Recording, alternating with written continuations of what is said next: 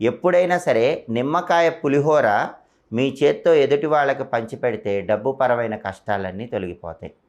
నిమ్మకాయ పులిహోర తీసుకున్న వాళ్ళకి దోషాలు తొలగిపోతాయి, ఇచ్చిన వాళ్ళకు కూడా దోషాలు తొలగిపోతాయి. ఆ శక్తి నిమ్మకాయ పులిహోరకు మాత్రమే ఉంది. కాబట్టి పులిహోర పంచిపెట్టేటప్పుడు చింతపండు పులిహోర కాకుండా నిమ్మకాయ పులిహోర పంచిపెట్టాలి. నిమ్మకాయలు రాహుకేతు స్వరూపాలు. నిమ్మకాయలకి సమస్త దోషాలను తొలగింపజేసే శక్తి ఉంది. కాబట్టి బాగా డబ్బు పరంగా చిన్న కష్టాలు వచ్చినా పెద్ద కష్టాలు వచ్చినా మీ జన్మ నక్షత్రం ఉన్న రోజు, లేదా మీ నామ నక్షత్రం ఉన్న రోజు, లేదా మీరు పుట్టిన తిథి ఉన్న రోజు మీ చేత్తో 11 మందికి నిమ్మకాయ పులిహోర పంచిపెట్టండి. అప్పుడు డబ్బు పరమైన పెద్ద కష్టం నుంచి కానీ చిన్న కష్టం నుంచి కానీ తొందరగా బయటపడవచ్చు.